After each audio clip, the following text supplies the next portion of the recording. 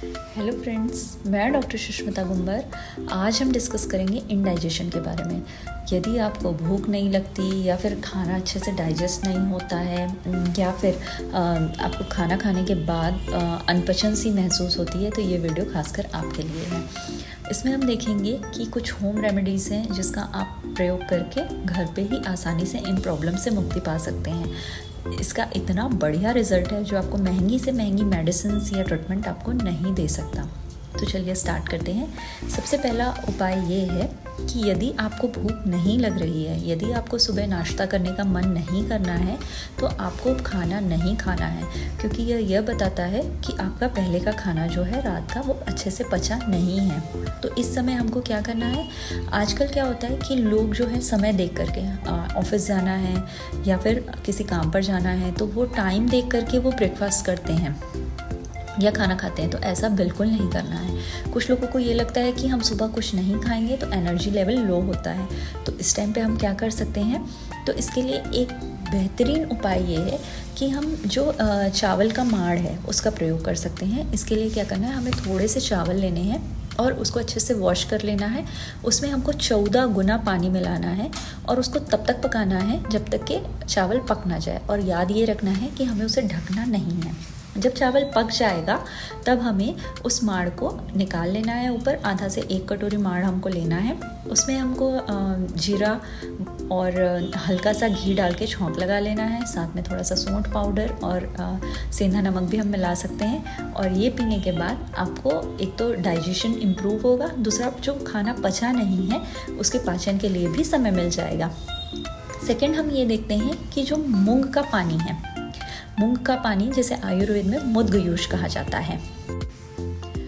मुद्ग के यूष को बनाने के लिए हम जो हरी मूंग के दाने होते हैं वो थोड़ी सी मात्रा में लेकर के रात को उसे भिगा देंगे और सुबह उस मूंग को पानी में डाल करके उबालेंगे। इतना उबालेंगे कि मूंग पक जाए। अब उस मूंग के पानी को निकालना है हमें। उसमें भी हमें छौंका लगाना है जीरे का और साथ में उसमें हमें थोड़ा सा सौंठ पाउडर और थोड़ा सा सेंधा नमक मिला करके एज अ सूप टाइप का हमें उसे प्रयोग करना है।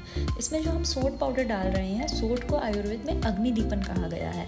अग्निदीपन मतलब ये हमारे जो डाइजेस्टिव सिस्टम है उसको मजबूत करता है और डाइजेशन को जो है वो इम्प्रूव करता है। नेक्स्ट हम रेमेडी देखते हैं खाना खाने का टाइम। खाना खाने का टाइम जो होता है ये आयुर्वेद में बहुत महत्वपूर्ण है। हमें सुबह हल्का नाश्ता लेना है और हमारा जो पित्त का काल है 10 बजे से लेकर के 2 बजे तक का, इन बिटवीन हमें दोपहर का लंच कर ही लेना है। और कई बार क्या होता है, हमने देखा है कि 1:30 से 2 बजे लोग लंच करते हैं तो वो पित्त का आखिरी का समय होता है। तो उस टाइम पे भी यदि हम खाना खाते हैं तो हमें डाइजेशन में प्रॉब्लम होती है। जनरली हमें 12 से 1 बजे के बीच लंच कर ही लेना चाहिए। और हमें रात का खाना जो है वो सूर्यास्त के समय अर्थात जो 7 से 7:30 बजे का टाइम है उस टाइम पे हमें रात का खाना खा लेना चाहिए।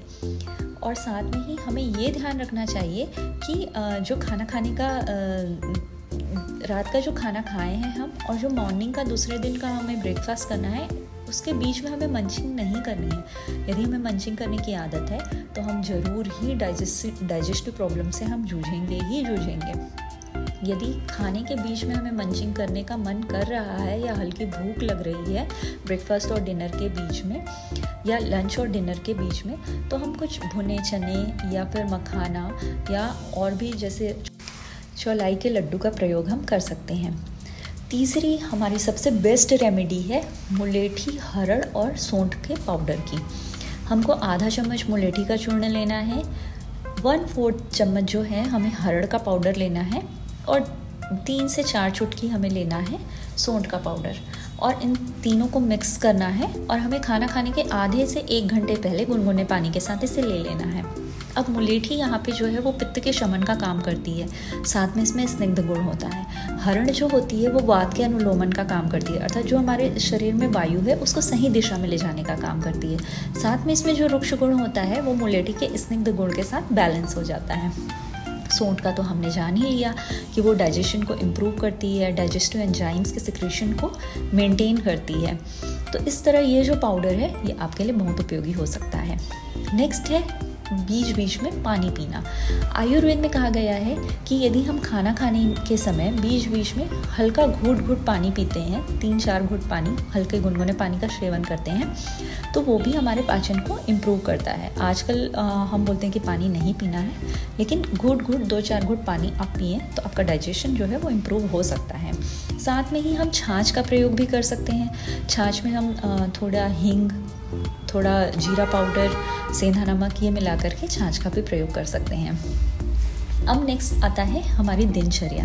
दिनचर्या हम कैसी रखनी है? हमें जल्दी सोना है, जल्दी उठना है, साथ में योगासन, प्राणायाम और भी जो स्ट्रेस मैनेजमेंट के तरीके हैं वो जब हम अपनाते हैं तो हमारा डाइजेस्टिव सिस्टम जो है वो अपने आप ही हेल्दी हो जाता है।